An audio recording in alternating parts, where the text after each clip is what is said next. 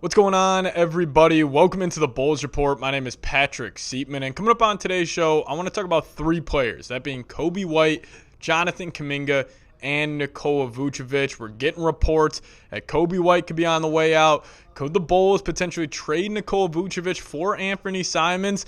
And then the Jonathan Kuminga sign and trade. Those rumors will not go away. So we'll talk about all three of those stories on today's show. But before we do so, make sure you guys are subscribed here to the channel. If we get any breaking news around the Chicago Bulls, I will make a video for you guys ASAP. We're all assuming Josh Giddey will get re-signed here eventually. So once that news breaks, we'll make a video for you guys as soon as it happens. And if you guys are subscribed to the channel, just give me a me down below in the comments section so I can see where all the real ones are at. So Coby White recently took to Instagram and posted a very, very interesting story. And he posted a photo of him walking out of the United Center. I'll put it up on screen right next to me right now. And he was dapping up a bunch of Bulls fans, and he had this song by Mustard saying, "Pray for me." And then also the caption on it was thanking him for everything till infinity. Now, this could just be Coby posting on Instagram, which I think it most likely is, but Bulls fans took this and ran with it as people are assuming Coby White knows that a trade is coming. I disagree with that. I don't really understand that thought process, but again, very interesting timing of this post as well from Coby. But I think the Bulls, I think they're probably going to roll with Coby White and see what they have with a backcourt duo of him and Josh Giddey. Now, I am sure they're viewing Coby White as like their Andrew Nembhard, where you have Josh Giddey being that Tyrese Halliburton, that facilitator at the point guard spot, big body, 6'8", and Giddey was awesome during the second half of the season, almost averaging a 20-point triple-double post All-Star break in 19 games. And I'm assuming they're thinking that Coby White could be that guard next to him, even though he has lapses defensively, which definitely frustrate me with Coby White because he does have good size. Like, he's a 6'5" guard. If we could just see anything defensively from Coby, his stock will rise tremendously in my eyes because we know Coby. He is one of the best natural scorers in the NBA with the basketball in his hands. He can score from all three levels. If he's coming off that pick and roll, he can step into a jump shot, knock down the three, get to that pull-up midi. He's improved his floater game. And honestly, one thing that impressed me a lot this past season with Coby is him attacking bigs. He can use angles very well to get the ball over the top. He really impressed me in that aspect of the game. But also, if you're the Bulls, and let's just play the hypothetical that Orlando Magic trade was true, where they offered the Bulls 2 first-round picks, Jonathan Isaac and Cole Anthony for Coby White. If you could get some sort of package similar to that, I think you have to take it. Now, the Bulls have also refused to trade players for draft capital over the last couple of years. Like, think about the combination of draft picks they got for Zach LaVine, DeMar DeRozan, Lonzo Ball, and Alex Caruso. They just got their own first-round pick from back from the San Antonio Spurs. And honestly, if you didn't trade Zach LaVine, I mean, if that number 12 pick that the Bulls used to draft Noah Senge was going to San Antonio, we would be crashing out right now as Bulls fans. But I don't think Coby White's going to get dealt. I could be very wrong on this, and honestly, I think this is going to play out where the Bulls almost wait a little too long like they've done with all of these other trades, where they don't trade them this summer. Maybe during the season they end up trading them for a significantly lesser package that they could have potentially got.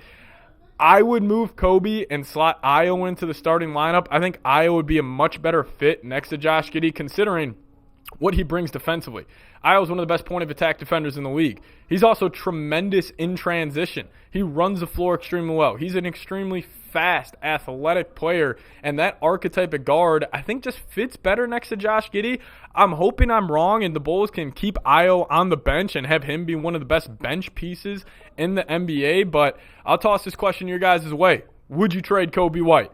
Give me a T for trade. Give me a P for pass. You guys let me know your thoughts down below in the comments section.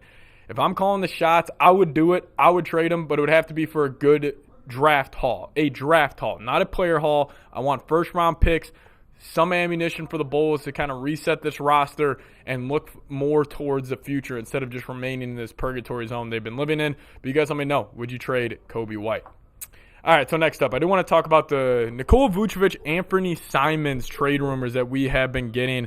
Brett Siegel reported that apparently the Celtics and the Bulls have had conversations around Nikola Vucevic, and that guy coming back in a trade could potentially be Anthony Simons. So Anthony Simons in a contract year. He's got 1 year remaining. He's an extremely athletic, twitchy, scoring guard. He's had a great couple of years in Portland. Now, was he playing winning basketball? No. I mean, he was kind of just doing his own thing out there. So I'll be curious to see if he gets, and if he does stay with Boston in a winning organization, how his game translates there.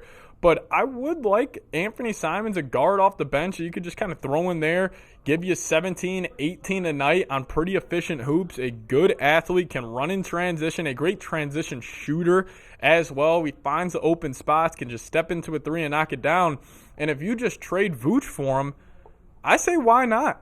Like, Nikola Vucevic is who he is. He is not going to be a part of the future of the Chicago Bulls.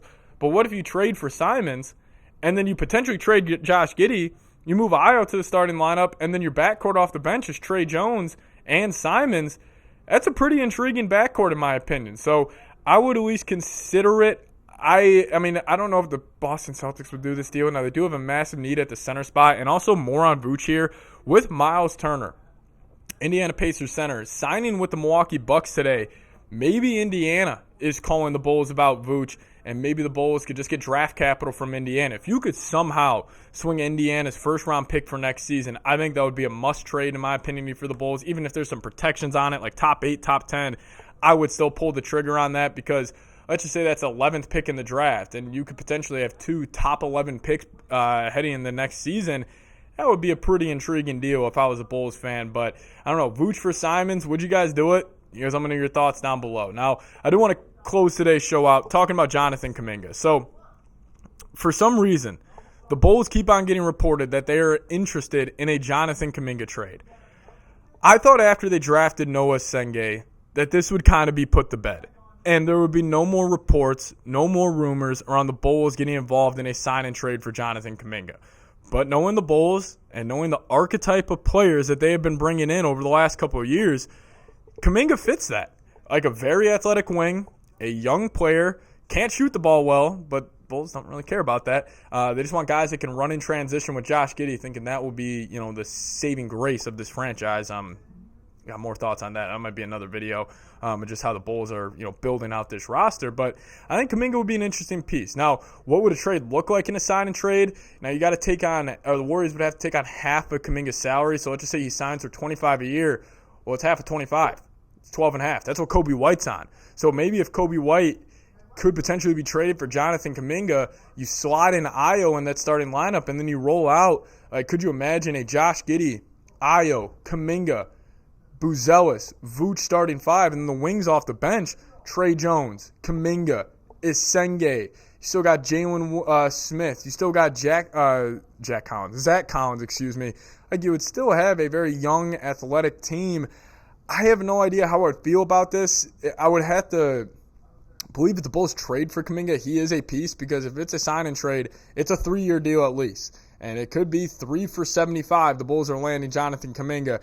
I think it's unlikely this trade goes down. I think the Bulls, they like, at least in their minds, they like their backcourt. They like their wing situation. Front court, huge question mark. Still don't know who the center of the future is going to be after Nikola Vucevic, which is also why I wish the Bulls just drafted Derek Queen. It's like, all right, there's your guy.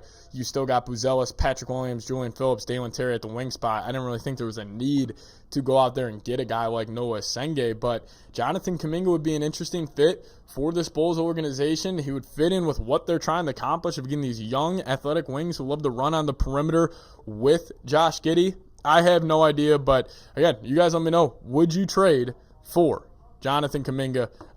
Type Y for yes, type N for no down below. And also hit that subscribe button on your way out. Appreciate all of you guys for tuning in. A little at-home podcast-style video today. Also, if you guys like these videos, let me know down below in the comment section as well. But we'll see you guys next time. As always, go Bulls.